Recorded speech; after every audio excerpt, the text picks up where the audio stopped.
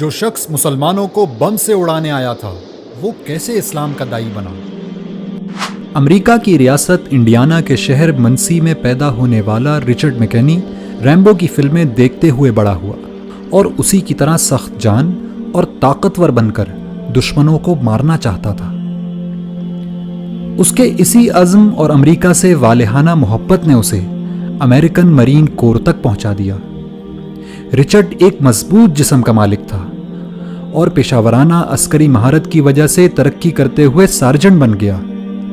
اس نے امریکی فوج کی طرف سے کئی جنگوں میں شرکت کی۔ رچرڈ اس انتہائی خصوصی چھاپا بردار گروہ کا بھی حصہ تھا جسے بوسنیا کے قاتل ملوسیوچ کو زندہ پکڑنے کے لیے بھیجا گیا تھا۔ تمام بڑی بڑی جنگوں میں شرکت کرنے کی وجہ سے اس میں سخت دلی اور بالخصوص مسلمانوں سے شدید نفرت پیدا ہو چکی تھی۔ یہ نفرت اتنی بڑی کہ ایک دفعہ جوتے کی دکان میں اس نے 2 برقع پوش خواتین کو دیکھا تو ان کی گردنیں توڑنے کا ارادہ کر لیا تھا۔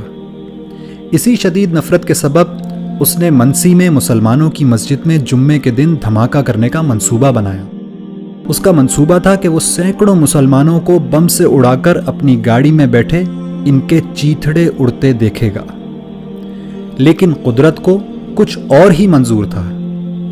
مسجد کو بم سے اڑانے سے پہلے اس نے آخری دفعہ اسلام اور مسلمانوں کو جاننے کا فیصلہ کیا۔ رچرڈ مسجد میں داخل ہوا تو وہاں ایک نمازی نے اس کو خوش آمدید کہا اور پوچھا کہ کیا وہ اس کی کوئی مدد کر سکتا ہے۔ رچرڈ نے اس شخص سے اسلام کو جاننے کی خواہش ظاہر کی، چنانچہ اس نمازی نے اس کو قرآن مجید دے دیا اور کہا کہ آپ اس کو پڑھیے اور پڑھنے کے بعد جو سوالات آپ کے ذہن میں پیدا ہوں وہ ہم سے پوچھ لیجئے گا۔ چنانچہ رچرڈ قرآن پڑھتا گیا اور مسجد جا جا کر سوال کرتا رہا، یہاں تک کہ 2 مہینے بعد دنیا نے قرآن کا یہ معجزہ بھی دیکھا کہ وہی شخص جو کل مسجد کو بم سے اڑانے کی تیاری کر رہا تھا آج وہیں کلمہ شہادت پڑھ رہا ہے۔